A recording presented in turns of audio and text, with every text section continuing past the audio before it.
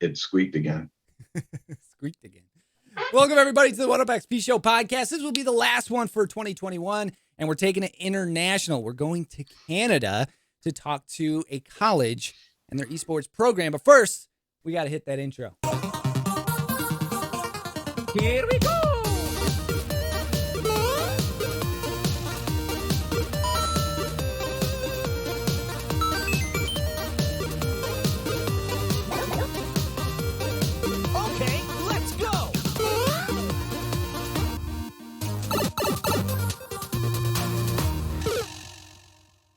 And here we are, joined by Mr. Matthew Hutchinson, the esports coordinator at Lambton College. Now, you might say, where is Lambton College? Now, don't hurt your brains too hard. If you're in Michigan, Port Huron, there's a little bridge that crosses, is it Lake? It's not even Lake Huron. It'd be Lake Huron. Lake Huron?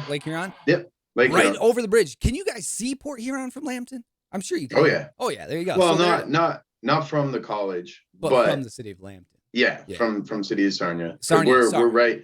Yeah, we're right across the bridge, right? Yeah, so right across the bridge. Blue Water Bridge, man. Oh, Sarnia, Ontario. That is where we're dropping today. And a lot of cool things with Lambton, especially tied to professional esports, but esports in general. You guys have had a program for a long time, and it's not hard to get to Lambton. It's just some people might not know where Lambton is, but we're going to help shine some light, not bring some light, but shine some light on Lambton. They already have light over there in Canada. They're not that dark over there in Canada. But Matthew Hutchinson is my guest today. He is the program coordinator over there. He's not a coach. He's not the guy that, you'd see talking strategy with the kids or anything like that. He is the guy who set up the program there, or runs the program, I should say, there at Lambton. So first of all, Matt, welcome. Thank you for being here. I appreciate it. Let's get the background on you first. You and I briefly talked before this, and you have a very awesome background when it comes to Canada, United States, sports, whatever it is. But traditional sports, esports. Let's talk little Matt to now big Matt and how you got to Lambton and everything in between, because the story really is interesting and really sets up everything and why I think Lambton really benefits having you as an esports coordinator. Wow. Well, first, Mike, thanks for having me. Really appreciate the time. Great intro. Thank you for the kind words. All right, every word is true, brother. Every word is true. I appreciate that. I'll say little Matt to big Matt. I'm not that tall, so it might be like little Matt to medium Matt. I wouldn't. Nobody would necessarily call me big. That's for sure. No, wow. So little Matt. I grew up around Windsor. Okay. And those of you in Michigan and Detroit should be familiar with Windsor, South Detroit. Yep. That's how it was. You turn 18, you always go to Windsor. Yeah, that's right. Exactly that's right. Yeah. And for us, when we turn 21, you go to the States. Yeah. I don't know why you wait that long to come to the States, but maybe. No, I remember as a kid, like going over to Detroit, watching WWE or WWF back in the day, watching Stone Cold Steve Austin. That was Undertaker. Rey Mysterio. Was my boy. Yeah, Undertaker. Rey Mysterio was mine. Yeah, Mysterio. Yeah. I like. Oh, yeah. But anyways, I'm gonna get off. We're getting sidetracked already, brother. All the time. No, so I grew up in Windsor. I did everything. I played soccer, baseball, basketball.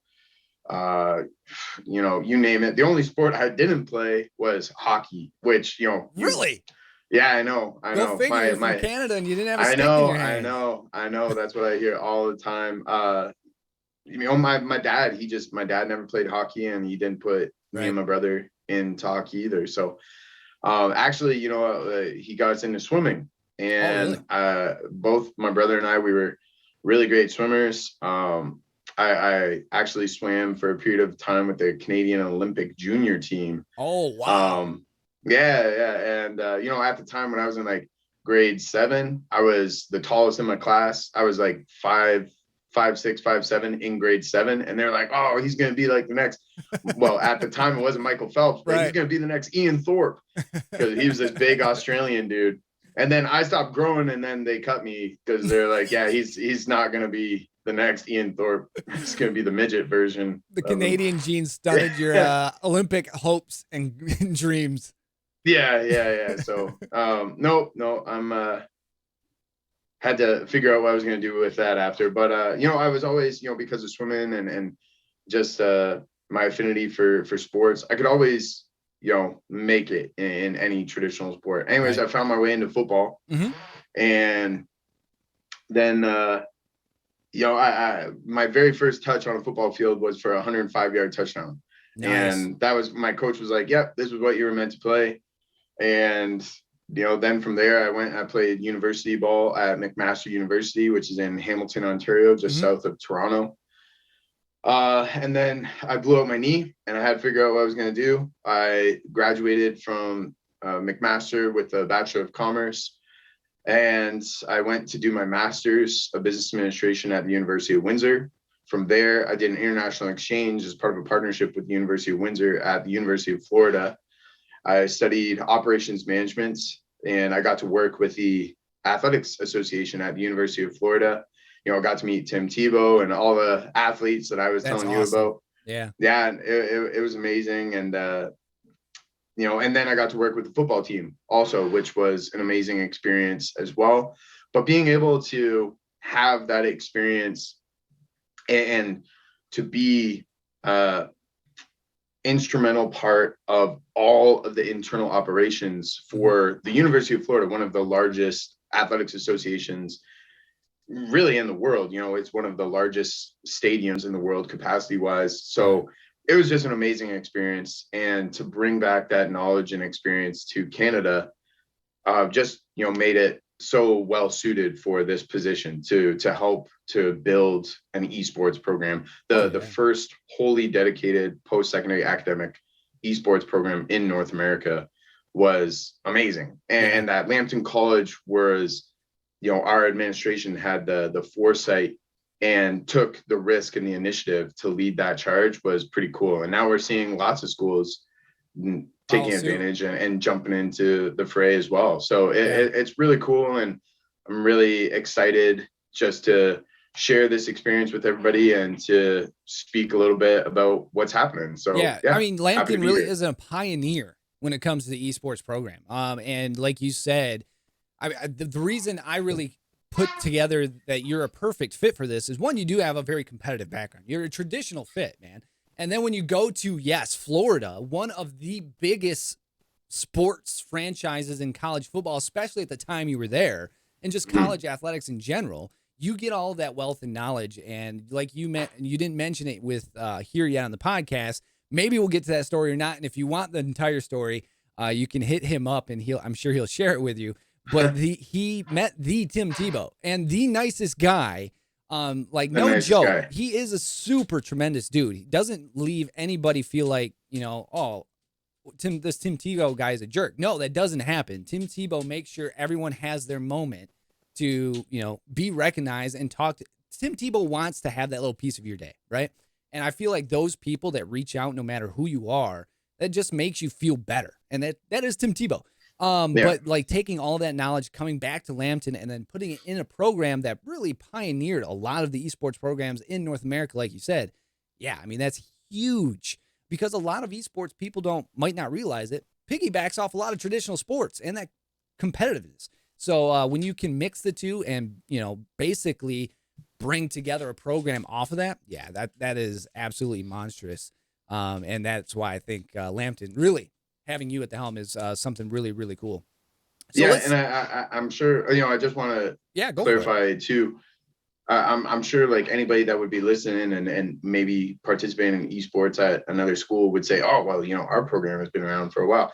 We had a varsity program, like a competitive program, that would compete in collegiate esports across North America before we had an academic program. Right. And that's where I hear a lot like, oh, well, Lambton's not the first. We were the first to have an academic program along with it. And that's what we're talking about. Yeah, that's exactly what it is. And I probably should clarify that like you just did. But like I remember being part of Set to Destroy X when Charlie made the deal with Lambton to be part of the or kind of get the program together with a pro esports organization. I just saw that was 4 or 5 years ago.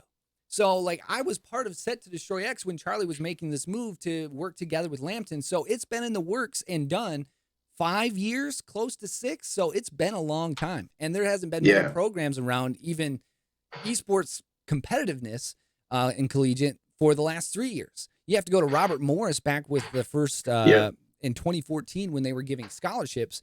But I mean, you guys were right on the heels with an academic program right after that. So yeah, there is something you know, to it. I'm glad that you brought that up too. We have a transfer partnership agreement with Robert Morris University. So like they were one of the first two to pioneer and trailblaze on the competitive side. And you know, also shout out to Charlie.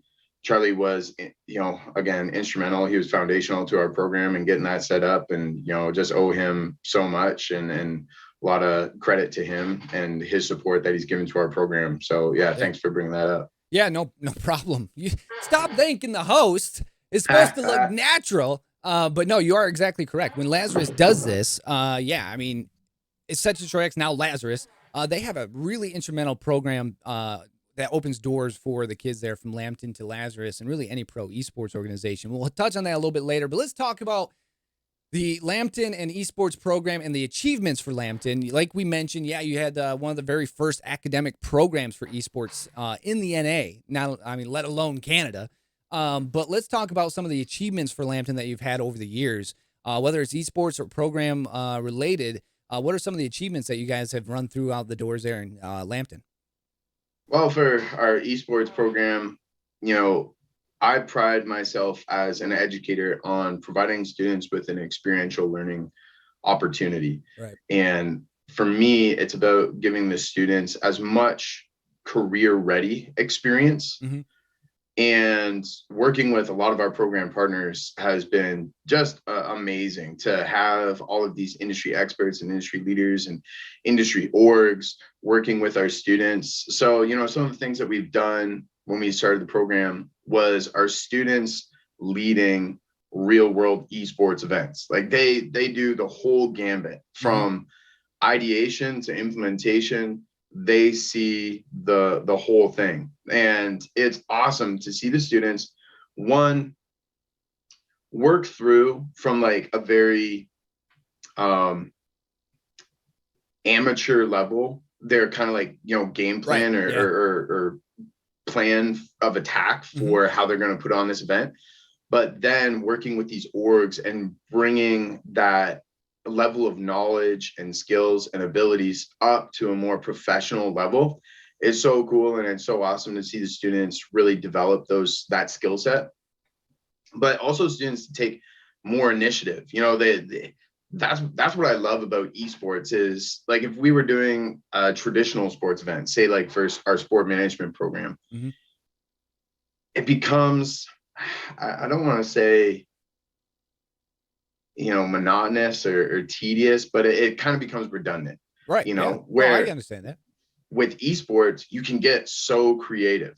And these students, they just like with their some of the skills that they bring to the table, they can get so creative. And so I've seen some things that the students have done over the years, and it keeps getting better and better, and it's just awesome to see. That canvas is, you know, as for traditional sports, the canvas seems like there's a lot more paint on it, if you will, because it's been around for so long. But when you're talking esports, there's a lot more creativity, because the canvas, we don't know the entire size of the canvas yet. So when you're painting something, then you're like, oh, there's nothing up here, I'm going to try that. And then you go up there and you'd be like, oh, wow, there is a huge spot here for a really good spot to lay some foundation.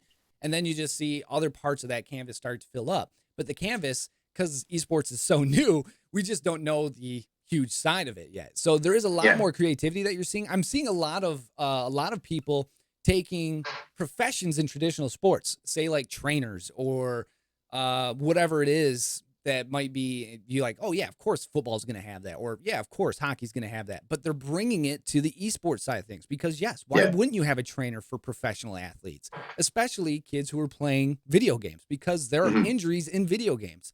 Whether people want to believe it or not, yes, there's injuries, and that cuts down careers.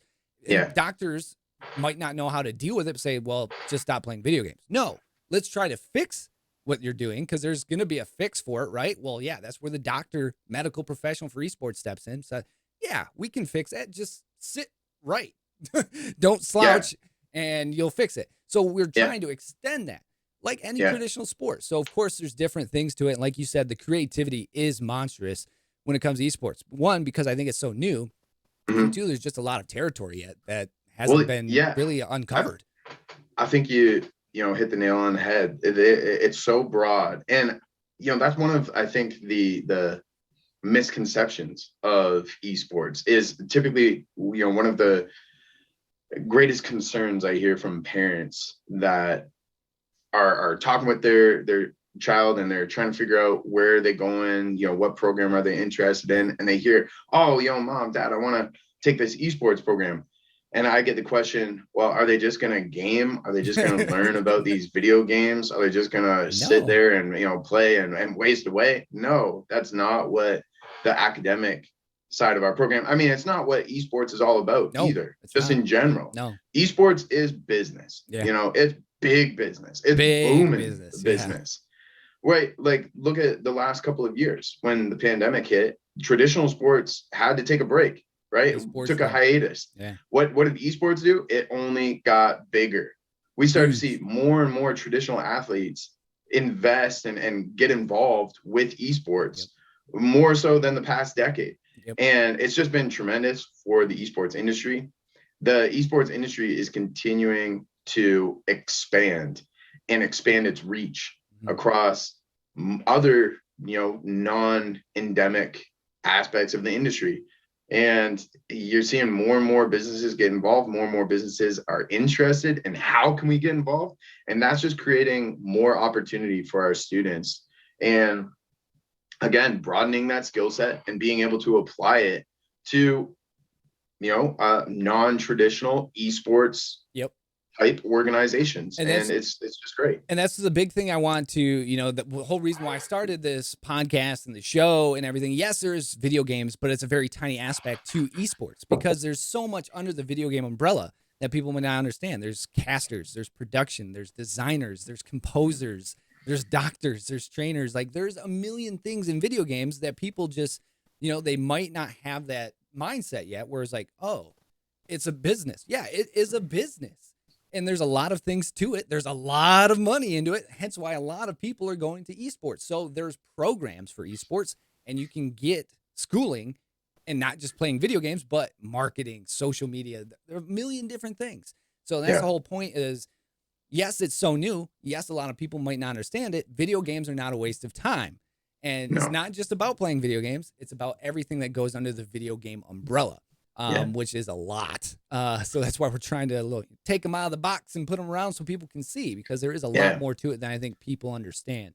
Like you mentioned. And that's what our program gives the students an opportunity to explore, is we're not focusing on one aspect of the esports industry. Right. We want them to become more aware of all aspects and how the esports industry is expanding its reach. Right. Recruiters, social media, research. research. We had talked last time we had spoke, because you had just brought it up before, but we had talked about how our students are leading esports specific research. Yep. And that's really cool to see too. Like, we talked about the health of our youth that are spending more and more time gaming, and why it's important to be conscientious of how you are gaming, and from a parent standpoint, be mindful of creating structure and a regimen. Like, it's okay for them to have that entertainment.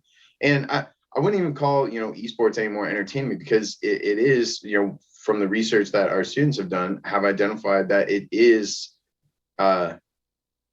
intrinsic skill building as well. It really is. Yeah. Some innate thing, communication, right? Work ethic, diligence, like all these things are developed through gaming, or can be developed through gaming, if a proper structure is built around that. And so that's really important, and what we're seeing more and more.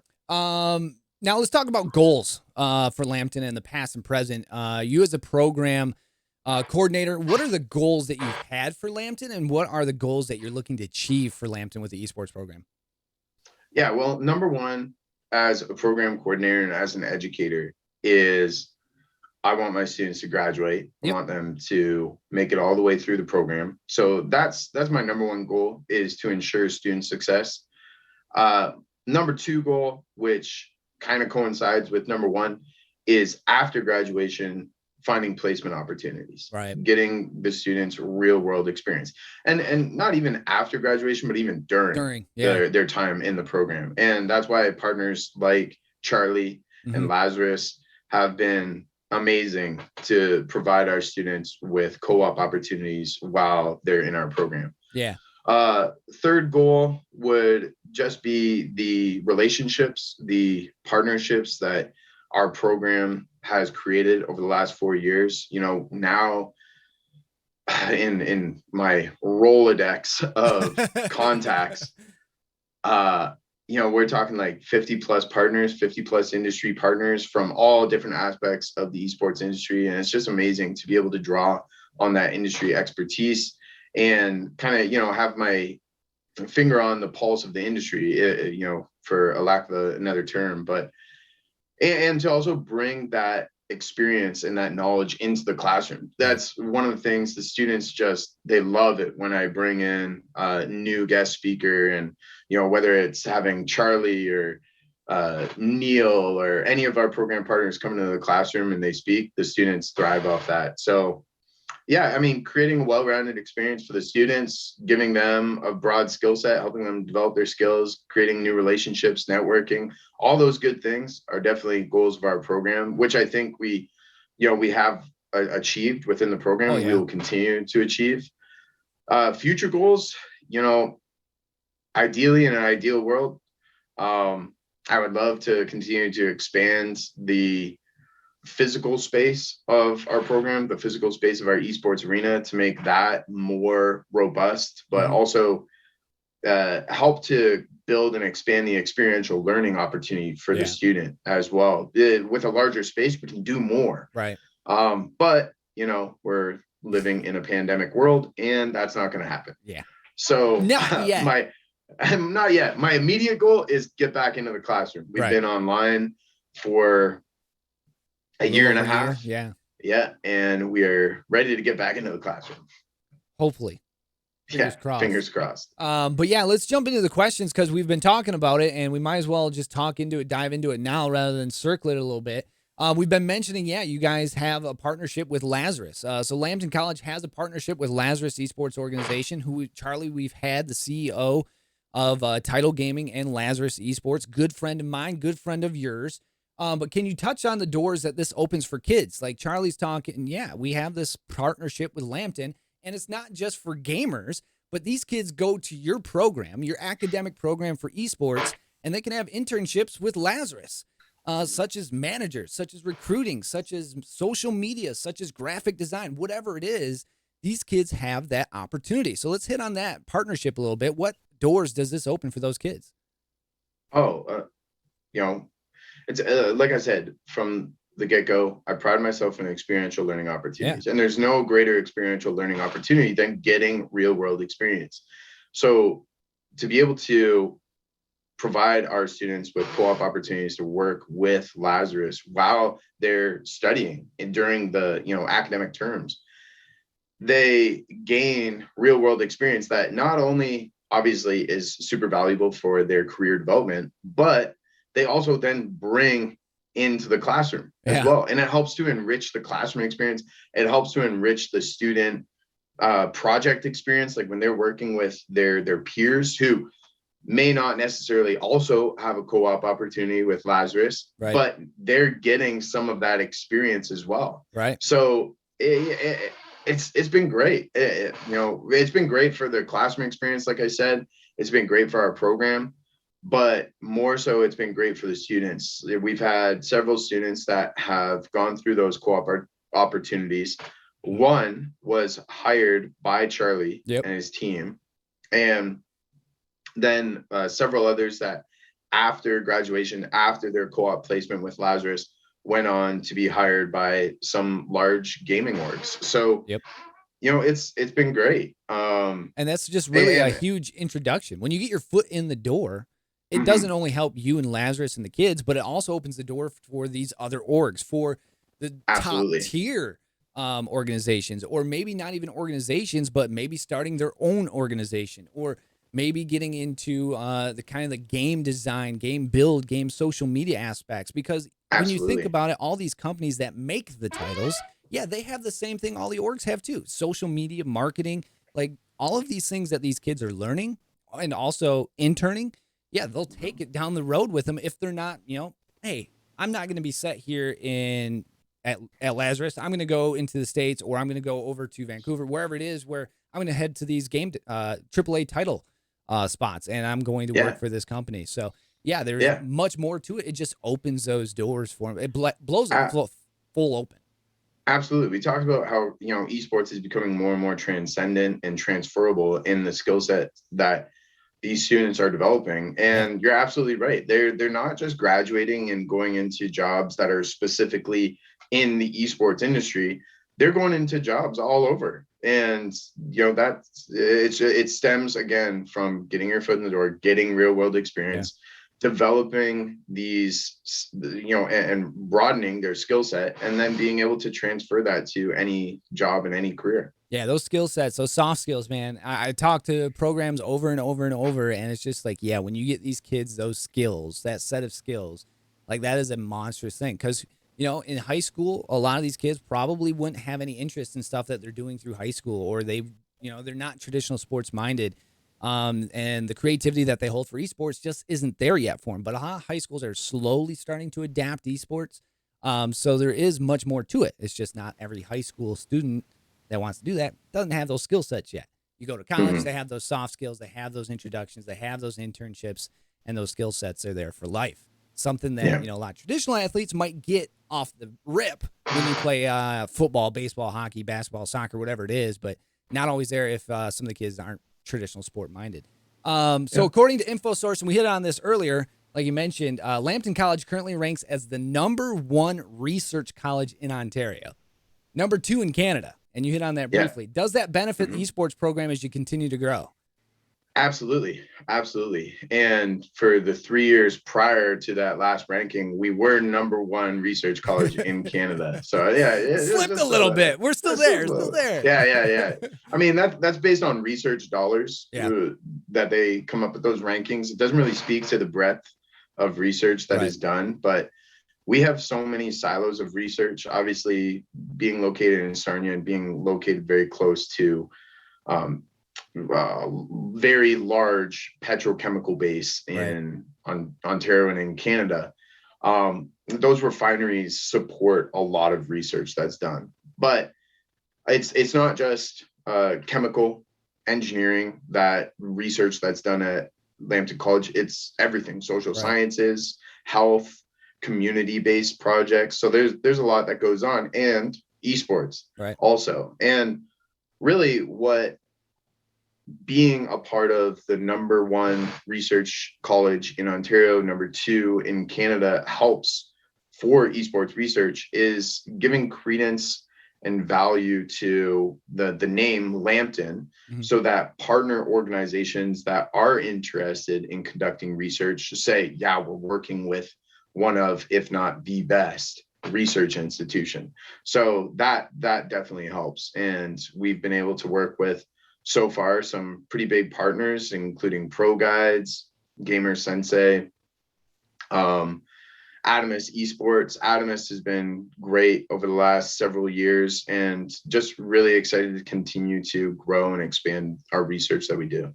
So let's kind of tap this down a little bit for anybody who's listening or watching here in the States. And if there's some high school kids or there's parents, they're like, well, they're in Canada. Is it easy for my kid to attend college in Canada? Is it easy for a U.S. citizen to go to Lambton? Because, to be honest with you, I don't know. All I know is college is a little bit different in Canada than it is here in the States. Universities are a little bit different. But is it easy for me to pick up the bags, be like, I'm going to play esports at Lambton? I mean, not right now. With everything that's going on, I can understand it might be a little bit tough. But say we're in a normal year, say we're in a normal space. How hard is it for me to go to college in Lambton? Not very hard. I mean, just like in the States, if you are an international student attending a U.S. university college, then you're going to pay international fees. Right. Similarly, if you are an international student attending Lambton College, you're paying international fees. I would say it's a lot cheaper to attend Lambton College than in the States. But you're still paying a higher amount than if you were a domestic student.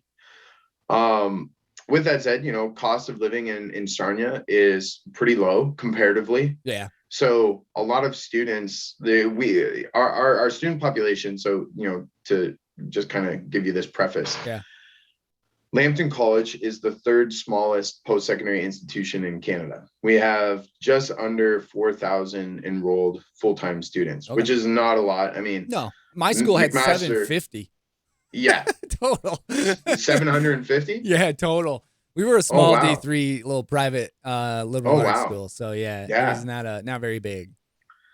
Compared to our universities, our universities are massive, but even other colleges, like there's Fanshawe College in London, which is right down the road, about an hour or so away from Lambton College. St. Clair Shores. St. Clair's down in Windsor. Yeah. Those two institutions are upwards of 30,000 students. So a lot of international students, because we do have a very large international student population from all over the world, represented, I think, 36 countries now. Wow. They have a choice to either go to our sister campus in Toronto, or to come to Sarnia. And a lot of the students choose to come to Sarnia.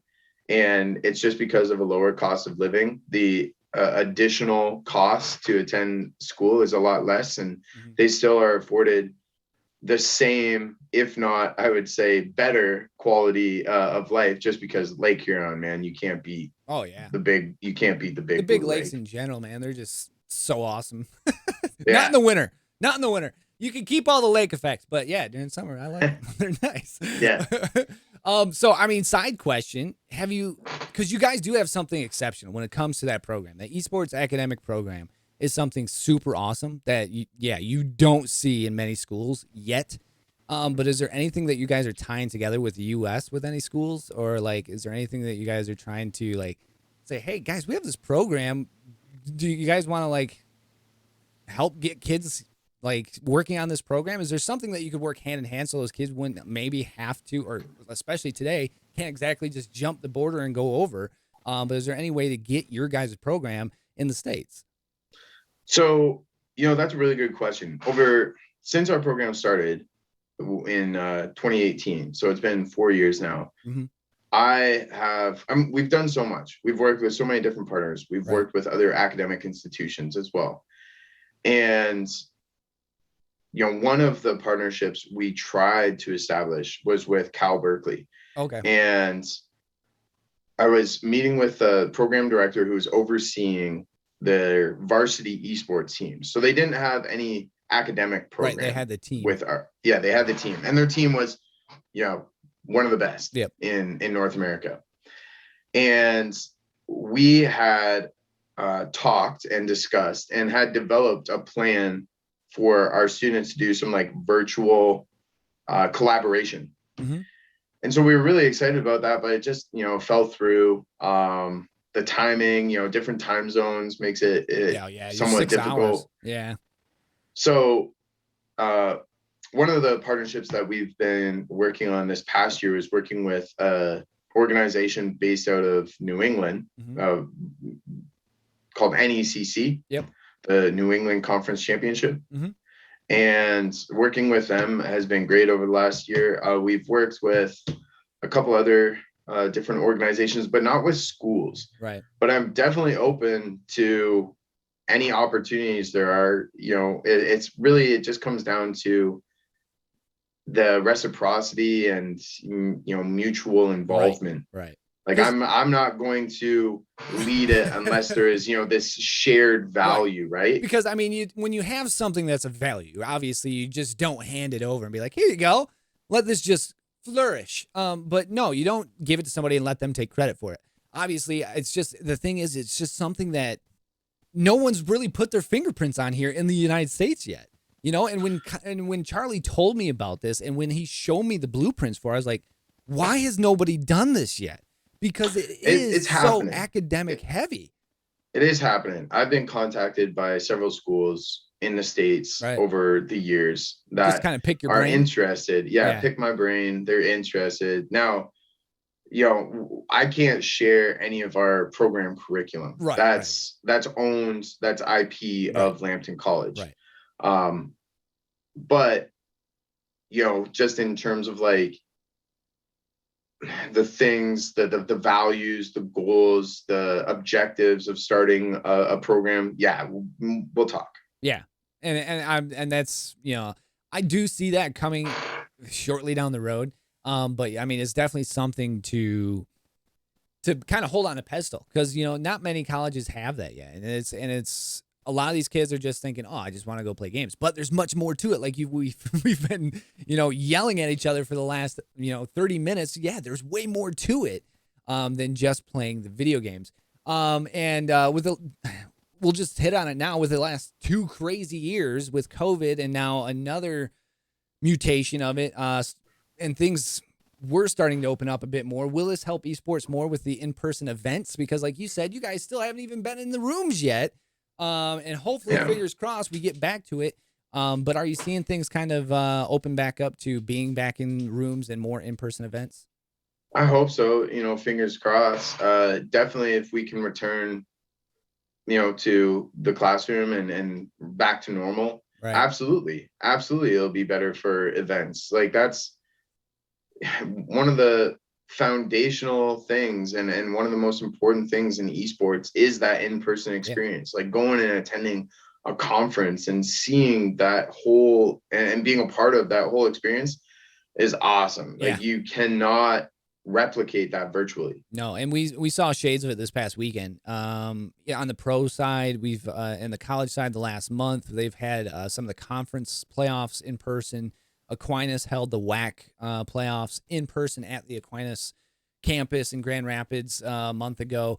Halo just had their world championship, Halo Infinite, this past weekend, which was amazing to see the people there and have all the fun of those kids just absolutely tearing it up. And then we also saw PUBG had their Worlds in Korea the last month in person for the most part. There was a few countries that were that did not attend, I think, based on their rules.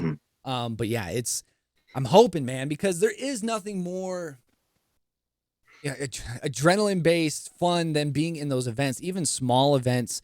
I thankfully could attend to as a Set to Destroy X Fortnite Pro, went to Seattle for the first Fortnite Cup, or the Fortnite event that they had, and then we also went to a little event in Detroit, and there's just something about sitting next to your teammate, not just virtually, but sitting next to your teammate at an event. And like we've mentioned, those skills, those kids that might not have a traditional sport background, you have more responsibility on you when you're sitting next to the person that you're playing with. Like if you're virtually playing with someone, it's just not, the mindset just isn't there. Like, he died, whatever, we'll pick it up next round. But when you're sitting there next to someone, you have that responsibility. There's more of a feeling on the back, like I gotta watch out for this guy closer, more than because he's next to you. When you look at somebody, there's more of a connection than just listening to somebody over comms. So there's something very different to it, and I really hope we get back to that sooner than later. Again, like we mentioned, fingers crossed.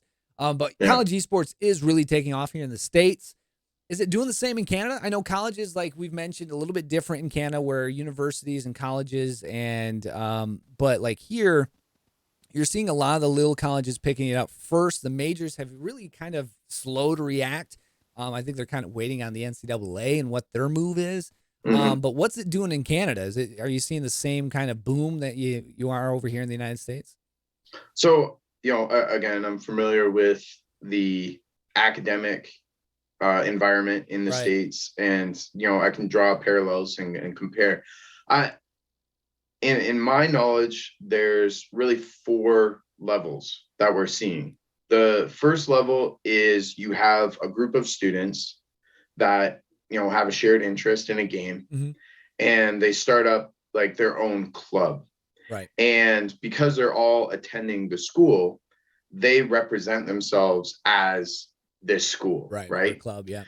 Yeah. And so that's one way that we see teams registering into these collegiate North American competitive leagues. Right. The next level is these groups, these teams are supported from a student administration standpoint, Right. like a pool of money, a pool of funds that's provided to student administration that they help support extracurricular groups, extracurricular programming. That is a great way for a school to get started. You know, if from an administration standpoint, if you're like, oh, you know, this esports thing is happening, other schools are taking off with it, how should we get started? That's one of the first things when a school reaches out to me that I say, you know, oh, we're looking at making this huge investment into esports. I would say, you know, throw the brakes on a little bit and test the waters. Yep. Right. And that's a great way to test the water, is by utilizing esports as an extracurricular program for your students first, to taste the appetite that the student body has.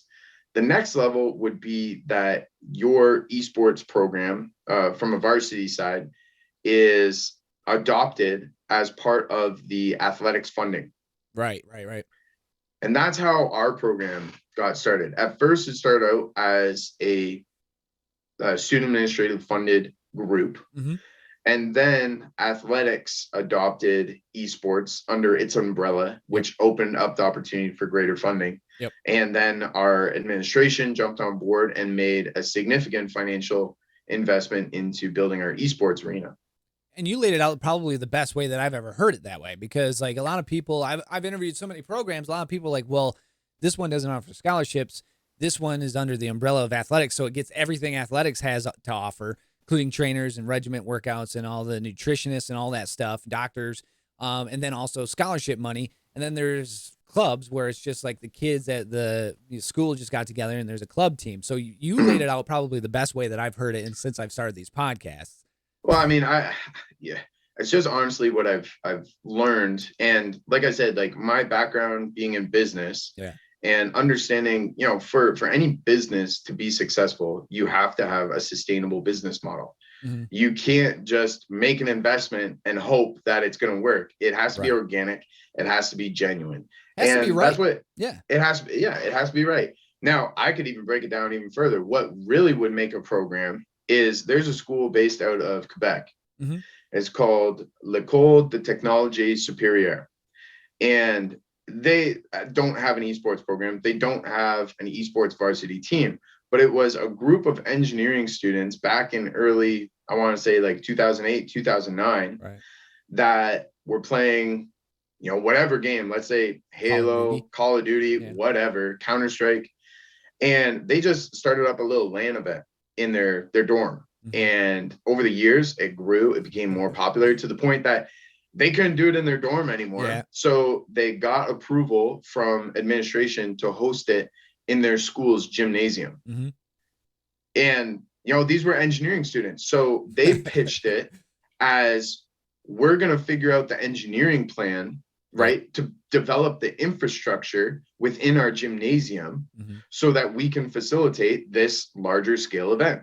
So it became an academic experience for these engineering students. Well, it now is so big. It's one of the largest esports competitions. It's one of the largest esports LANs in North America, and it's run by students. That's awesome. Which is amazing. And now it generates, you know, millions of dollars in revenue for their school every year. So you want to talk about the best sustainable business model for an esports program in an institution? That's it. And that was when I became program coordinator. I had spoke with their school. I had spoke with the founders of Montreal LAN ETS. That's the event. And asked them, you know, how this all happened. And it was genuine. It was organic. It was right. And they did it the perfect way. And so that was the vision that I had for our program. If our students can gain real world practical experience in launching an event and scale it gradually, we'll get to the same point and our program will be self-funded. And that's the goal. Now, we, within a year and a half into our program, ran into a pandemic, which doesn't help. No, not at all. No. So we're kind of just having to reboot that whole vision, which is unfortunate because we were taking the right gradual steps. but now we're having to kind of reboot Yeah, that. and everyone's like, well, there's silver lining with COVID and esports. Yeah, there is silver lining. Yeah, you can play the game, but you have to remember if you're going to do the academic side of things, yeah, you're just, you're at the, you're at the mercy of COVID, if you will, when it Yeah. comes to the academic side of things. But yeah, when you're playing, obviously you can play from home, but it's also not the same experience. We'd all love to be right next to each other in LAN events. But like we hit on, like you were talking about with engineering degrees and obviously the technological side of things, Lambton being in the heart of Sarnia's booming energy sector, like we mentioned earlier. Do you see a lot of esports athletes or just esports minded kids coming in for energy and technology degrees? Oh yeah, Yeah. absolutely. Our varsity teams are comprised mostly of students from other disciplines. Oh, really?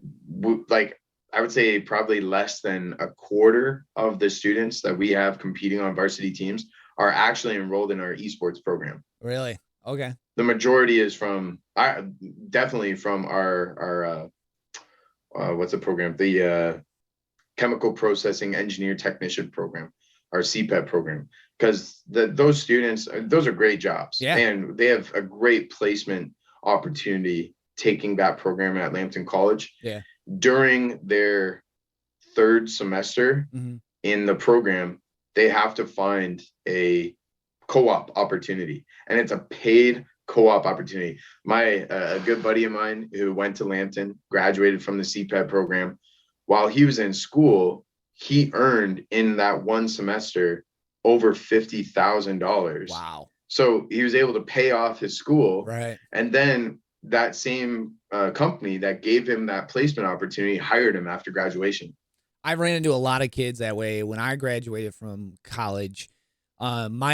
North Dakota is where I spent my first 2 years with my weather gig, and they ran into the oil boom in 2008 in North Dakota. So all the engineer students and everybody went over the oil rigs in North Dakota, and they were making just hand over fist money. Oh yeah, and for summers and then in winter. They make money. They make money. They make money. I ran into one of them at a bar one night, and he was buying everybody drinks. And I was like, "What do you do?" He's like, "I'm an engineer on an oil rig." He's like, "I'm like, okay, enough said. I understand."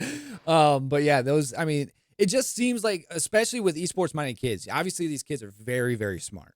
And I'm not trying to, pit traditional sports as they're not smart or anything like that. But a lot of these kids spend a lot of time because they weren't traditional sports. They use their off time doing a lot of academics or doing a lot of video games. And so the different skills with different mindsets.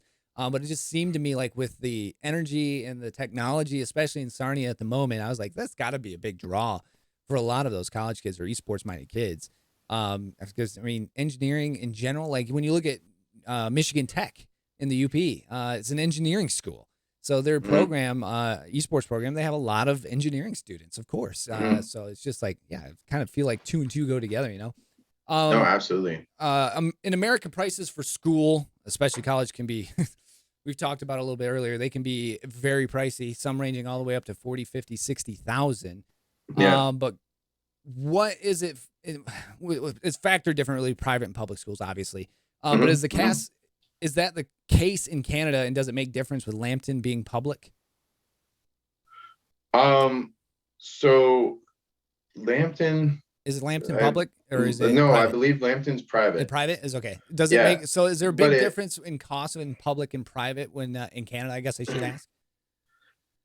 So it's government funded, government supported. So, but I don't think it would fall under private. Like it would be government owned. Okay. See, I don't know how college works in Canada compared to the States. No, for sure. So yeah, the college and the university system in Canada is very different from the States. And our universities are on a completely different classification, on a completely different level than our colleges. Right. Our colleges are not able to offer degrees. Oh, okay. They offer diplomas. That's one of the biggest distinctions. So like when somebody says that was one of the things that was really eye-opening to me when I went to the States is like, you could go to a college, you could go to a diploma is a degree. You could get a degree, right? You can't do that in Canada. If you get a diploma, it's considered lesser than a university level degree. The other thing that colleges can't offer are masters or PhDs. Oh, okay. So universities in Canada are the only ones that can offer full degrees, masters and PhDs. Now that's starting to change. Right. Lambton College just recently this past year is has been approved to go through the renewal and application process for our nursing program to become a fully accredited degree program. Oh, that's cool. Yeah. Yeah. So that's starting to change, Right. but colleges will never be able to offer masters or PhDs. Got it. At least not anytime soon. Right. So that's the biggest distinction between the two. But I'm starting to forget where the root of this question was coming from. The price for college in Canada compared to the States, is it a little bit different? So different. So different. Like when I went, I was at University of Windsor, right, doing my master's, and my tuition for a year was just under 10,000. And oh yeah, and to do a semester at the University of Florida, I was there for just over 5 months. Yeah. And because of our partnership in the international exchange between the University of Windsor and University of Florida, I was still able to pay University of Windsor tuition while going to the University of Florida, but my academic financial statement showed what the offsetting cost was. Because if I was attending University of Florida, I'd be considered an international student. Right. My international fees for one semester was $38,000 just for tuition. Just for tuition. I ended up only having to pay $4,000. Wow. Yeah. If that tells you something about U.S. colleges versus Canadian colleges and universities, woo! It's insane. Like even if you're paying international fees for our program, to attend Lambton College, or to go to a university here in Canada, right, you're paying significantly less than if you were attending if you were attending college or university in the States. Wow. That's mind numbing. Because I mean I went to a small, like I told you, private liberal arts school, and it was about 30 to start, and then I think it ended at close to 40, but it's private, so everybody had to pay the same. But I was like, woo! Like I thought my college was pricey. That's super pricey compared to anything Canada. And I actually spent time at Guelph for a hockey tournament. I thought it was a really nice place. It looked like more of a Guelph is considered an agricultural school. Is it? It struck me when I was there as more of like a fancy high school. Because we stayed in the dorms and stuff like that. But it was cool. They had an arena. I was like, oh, cool. They got a rink and stuff like that, But then when I got back to the States, and you see some of these colleges, I guess I understand where the fees come from. Some of them are just ridiculous, That's the other interesting thing too with colleges and universities. So when I went to the University of Florida, predominantly the campus was all located in one area. Right. There were some offshoots. Right. But if you went to University of Florida campus, it was like its own town, Gainesville. I mean, it is when you get colleges like that. Ann Arbor, it's the same way. Michigan is its own little city. I mean, they have 70,000 people there, or whatever. Yeah, man. You don't get that with the universities up here. University of Guelph is spread out. So wherever you were, it did probably look like a fancy high school because you had one building, and then there was probably city streets and other city businesses. We had to walk a block to get to the other sections of on campus where they were holding. Keith Primo was our instructor for the week, and we had to go to a different room, and then we had to walk down the street past the rink to another spot of campus where we had stuff going on. So it was spread out, but it was kind of to me, being in 9th grade at the time, I was like, oh, this is a fancy high school. But then I got older and I looked at Guelph on some images and stuff. I was like, oh yeah, it's a college. I would call it a college. But different from a university here for the most part, especially the majors. But I mean, I don't mind it, but the price, can't beat it. Parents, if you're paying attention, send your kids to Lambton. One of the, I'll just say the largest, or it's one of the largest institutions in the world by student population is the University of Toronto. Has over 110,000 full-time students. What? Yeah. 110,000? Yeah. Wow. And I thought Yeah. 60 was a lot. I think 60 Yeah. or 60 or 65 is the most here. And I think it's And Michigan, Michigan State, or Ohio State. that's what a lot of universities would be in Canada. Like our majors. Guelph, probably like kind of a middle tier university from a student enrollment. I would have to look at the numbers, but at least when I went to school, they were, one of the middle tier universities. Yeah. Like University of Western in London, huge, like probably 60, 70,000 students, but University of Toronto, massive. Wow. Massive. And that's like, you would never be able to tell, like when you're driving through Toronto, yeah, you're literally passing University of Toronto buildings, but it's all spread out through the city. You just don't know. That's like Wayne State. Wayne State in downtown Detroit, there's buildings for Wayne State everywhere, but it's just like, unless they're labeled with a big W, you don't understand it. But Wayne State is downtown Detroit. I was like, oh, there's pieces of Wayne State. I was like, oh, I didn't realize it was here. Now, last question before we jump into the fun section of the podcast. Sure. And it kind of relates back to COVID, but how hard has it been on the esports program with COVID and the border being closed the last year and more? So hard. Yeah. One of the things that is just part of making such a great experience for the students is all of the real world experience, all the extracurricular stuff that we do. And when we first started our program, we how do I put this?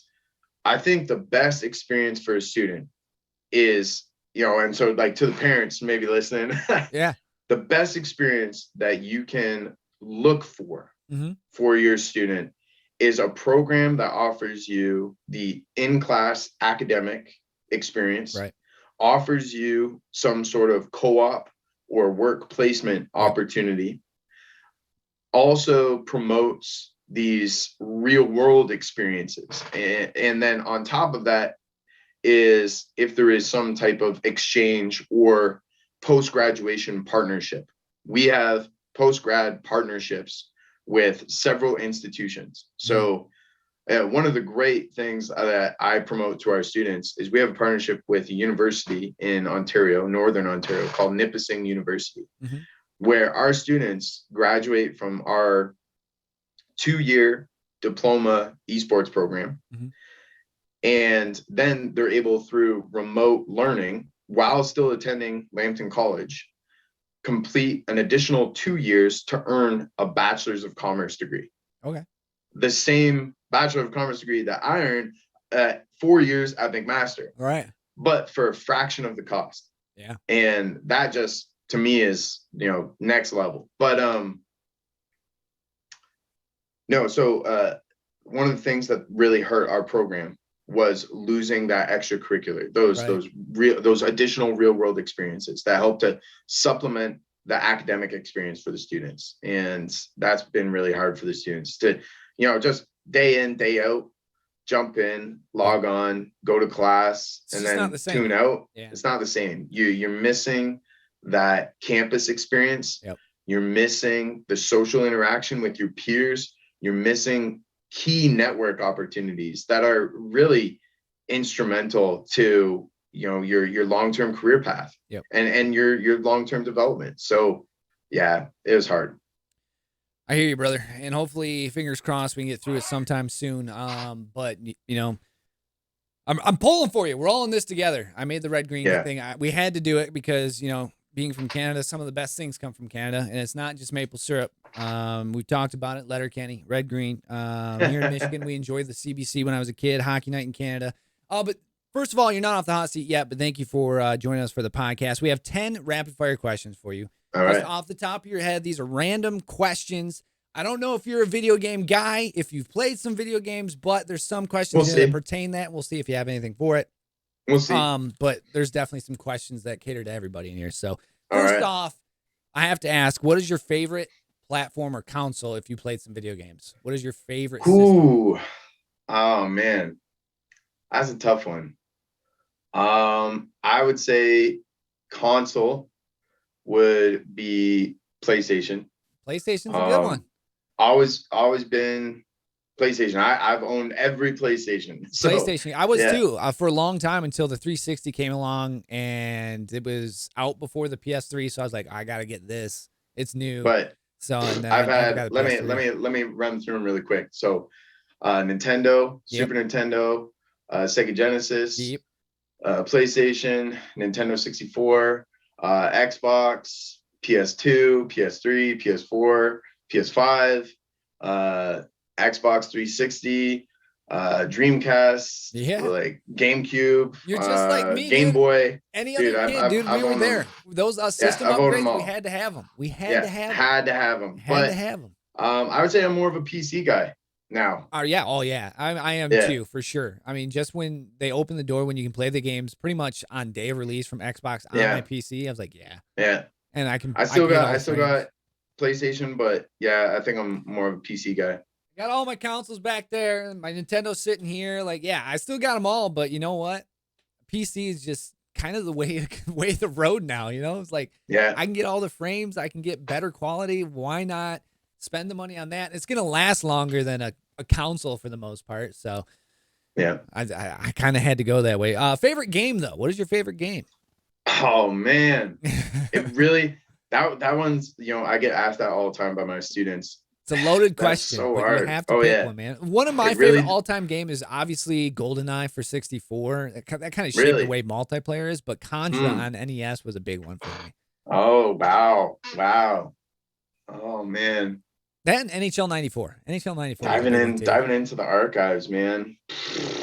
Jeez. But if I had to go to a game today, I mean, I think Fortnite probably is one of my... I always play it. I always hate it, but I always play it just because, and it shapes the way video games kind of move anymore. Without Fortnite, we wouldn't be able to play Xbox and PlayStation and PC together. So I mean, Fortnite kind of changed a lot of things. All right. Well, I got an answer. So I'll give you two. I'll give you one from my past, and I'll give you one for today. All right. So my game today that, like, it's a love-hate relationship, but God, like, I'm just so addicted to it, is League of Legends. I hit the rift almost daily. Yeah. I hate it. It's so toxic, but you know, it's a good game. You know, credit to Riot. They put together a good game. Yeah. Game from my past. Man, I really just have to go off of hours played is Skyrim. Skyrim, yeah, that's a big one. That is a big one. Man, the amount of hours that I dropped in that game, a whole nother life. Yep. When you look back fondly at the games you played in your past, and you're like, wow, I put years into that game. Think about what I could have accomplished. When I look back at the 20 years of Call of Duty that I've wasted, and like when I was a kid, man, I mean, especially it picked up after college, because when I was out of work, I would sit down and play Call of Duty, and it was just like, I've dropped many lifetimes in that game. My wife hates Call of Duty. Yeah, because of how much time I played Call of Duty. It sucked up a lot of my time. Go-to snack while in a gaming session, if there was any, or if there are any. Chocolate almonds. Chocolate almonds. I've had that a few times. A lot of people like the almonds, and I will say I've gone to pistachios. Crunch and sweetness. I flip back and forth. I would say chocolate almonds or reverse decadent cookies. Oh, I don't even know what those are, but they sound amazing. So you know how you get like the chocolate with like the macadamia? Yeah. Right? Flip it. Macadamia with chocolate. Oh. Yeah, or at least like that's what it looks like. But poof, dynamite. Dynamite. Favorite TV show / movie? Favorite TV show / movie. Favorite TV show has to be Rick and Morty. That's a good one. I just watched a few episodes of season 4 last night, actually. I just think it's so smart, and so you know, kind of like The Simpsons. They can run really with material forever. Yeah. Either that or South Park. Like South Park is just killing me. The newest season. Yeah. I don't know how they do it. And they've been doing it for what, 25 years? Yeah. Something stupid like man, that. wild. Favorite movie? Jurassic Park. Oh, that's a classic. I have surfed in front of where they shot it. Jurassic Park is so good. I love it. Anything Jurassic Park, I'll eat up. Costa Rica, Tamarindo. That's my jam. I am not a surfer. I learned to surf in front of where they did Jurassic Park. We went to Hawaii. Me and my wife, we do Tamarindo. Well, before COVID, we would do Tamarindo every year. Best surf. Awesome. Really? So good. I'll have to look it up. I mean, to be honest with you, when we were in Hawaii, 85 degrees, it was like, whoo, that water was bath water. Awesome. Yeah. So, Hawaii. Yeah. Whew. Love to be there one day. Chocolate chip or oatmeal raisin? Chocolate chip. Oh, he just spits it out. Easy. Do the Canadians not waste time on oatmeal raisin or what? I mean, no. Like, you put a cookie in front of me, I'll eat it. That's right. Canadians don't hate anything. Sorry. No, chocolate chip. Chocolate chip. What's your favorite pro traditional team? He's wearing on his head. Packers. There it is. It's all right. We're not gonna hold it against you. There you go. You're a good guy. We're not gonna hold that against you. Cat or dog? Dog. First, I'm allergic to both, but I'll take my dog Clay. He's my baby. First car. Ooh, first car was a first car that I drove or first car that I owned? First car that I'd say owned. First car that I owned was a Pontiac Sunfire. Ooh, the old classic. Yeah. That's what we always had in the high school parking lots. And then you know, some of them you could get the little air vent to spin. Yeah. Yeah. Those are classics. The roll up windows. Yeah, dude. There's no automatics in those, dude. To get a breeze. Yeah, dude. Okay, number 9's out of left field. Would you rather be attacked by one horse-sized duck or 100 duck-sized horses?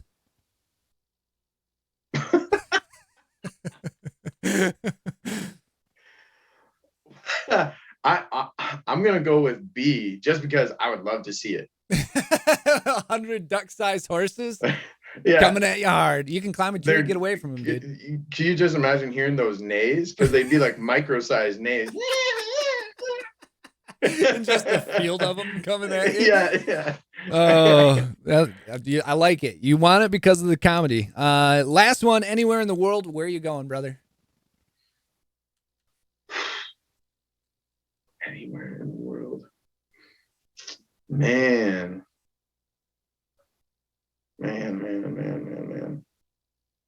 That's tough. That's tough. Anywhere in the world, where am I going?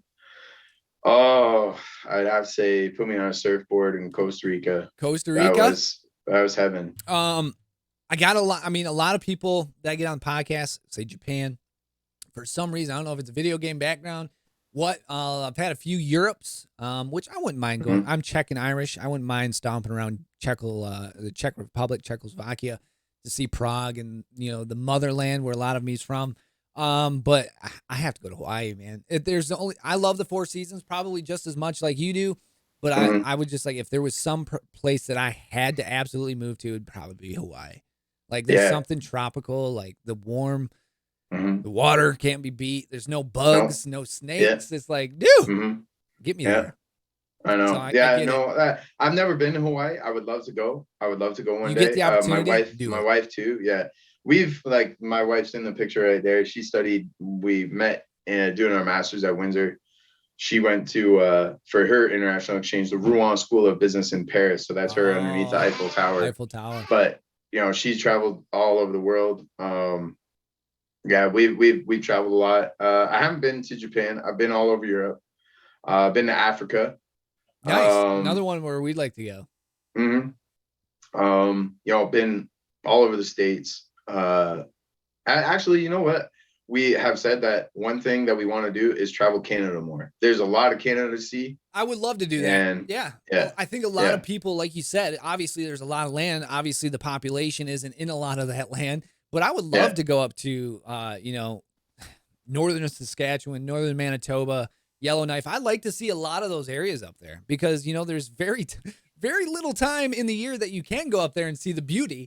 Otherwise, it's just cold and desolate for the most part. But Hudson Bay, I would love to see a lot of those spots, man, and just see some of those northern tiers of Canada. I need to get back to Canada. I haven't been to Canada in a long time. We almost didn't get back. We got stopped at the border. We went to a Tigers game coming in, and I was with my stepdad, my mom, and my sister, and they opened the van door and they asked me, "How you doing?" "We're good. We're going over here to see Canada." they asked my sister, "Are these your parents?" And she goes, "No."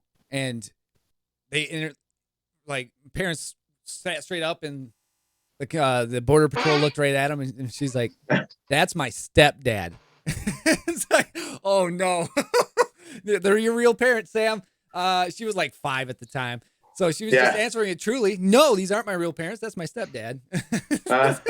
So yeah, we almost didn't get back in, but we got back in. It's fine. That's funny. That concludes the podcast. Mr. Matthew Hutchinson, you're off the hot seat, brother. Thank you. I appreciate you being here. If you want to follow the socials, do 20 more questions. Those are good.